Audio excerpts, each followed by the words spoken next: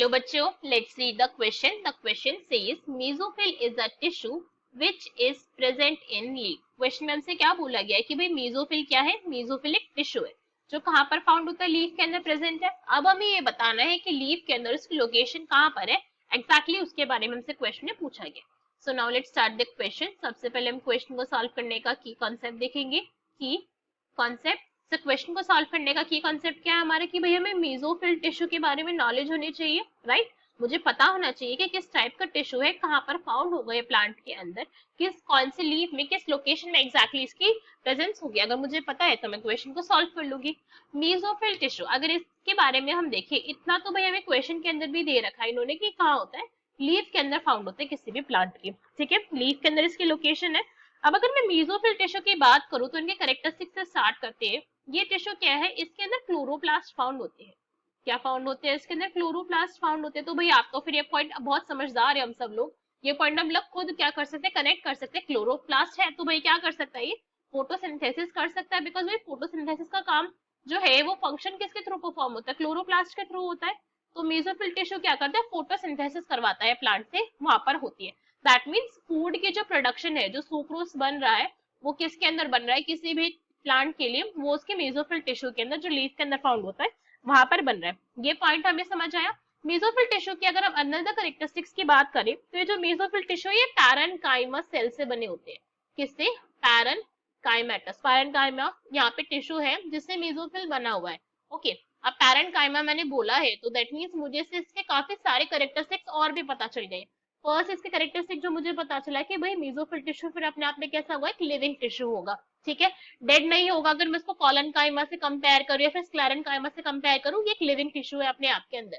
इसके साथ साथ मुझे और क्या पता चल रहा है कि ये जो टिश्यू है इसके अंदर जो ल्यूमन होगा वो कैसा होगा? वो वाइड होगा। कैसा होगा? वाइड ल्यूमन होगा। दैट मीन्स जो यहाँ पे कैविटी होगी इस टिश्यू की, वो बड़ी कैविटी होगी।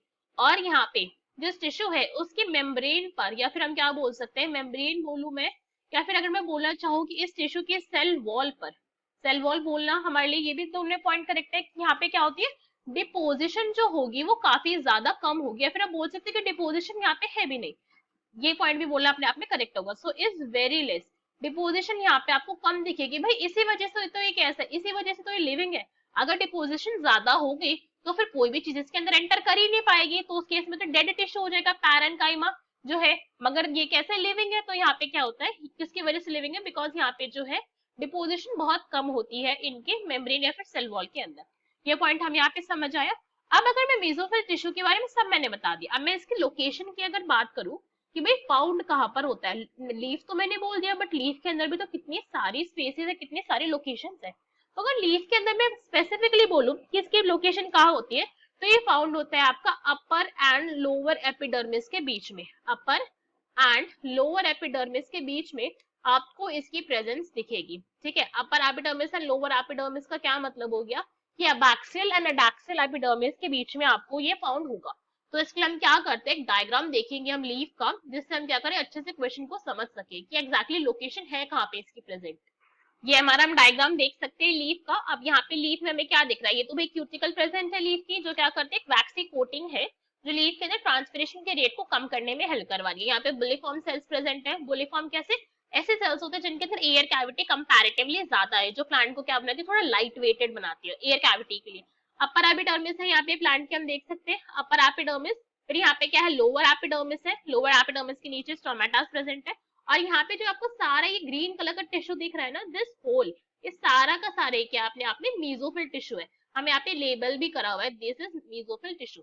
तो क्वेश्चन में हमसे इसी की लोकेशन पूछी गई थी, तो हमें पता चल गया कहाँ पर है मेसोफिल टिश्यू, अपर एपिडर्मिस और लोअर एपिडर्मिस के बीच में इसकी लोकेशन आपको फाउंड होगी, राइट। तो हम क्या करेंगे, हमारे ऑप्शन रीड करेंगे और देखेंगे कौन सा हमारा यहाँ पे करेक्ट आंसर होगा। फर्स्ट टाइम यहाँ पे क्या गिवन है, between upper and lower epidermis, तो भाई यही हमारा करेक्ट ऑप्शन हो गया। बाकी के ऑप्शन रीड करते हैं, बिलो द लोअर एपिडर्मिस, तो ये तो इनकरेक्ट हो गया। लोअर एपिडर्मिस के नीचे तो भाई क्यूटिकल हो जाएगी ना हमारी प्लांट की, स्टोमेटास है वहां पे तो कुछ भी नहीं है, तो इनकरेक्ट हो गया। In between endoderm and pericycle, ये भी क्या होगी, इनकरेक्ट हो गया, बिकॉज एंडोडर्म एंड पेरिसाइकल क्या, ये कॉर्टेक्स वाला पार्ट हो जाएगा। क्या हो जाएगा, ये कॉर्टेक्स बिल्कुल इनर मोस्ट पार्ट हो जाएगा किसी भी प्लांट के लिए, और वहां पे नहीं फाउंड होता है मेसोफिल टिश्यू। वहां पे क्या फाउंड होगा, वहां पे फाउंड होता है कॉर्क, ठीक है, वहां पे कॉर्क फाउंड होगा, डेड सेल्स फाउंड होते हैं वहां पे। Next is between endoderm and above the pericycle, ये भी इनकरेक्ट हो गया। सो क्वेश्चन का correct answer will be A.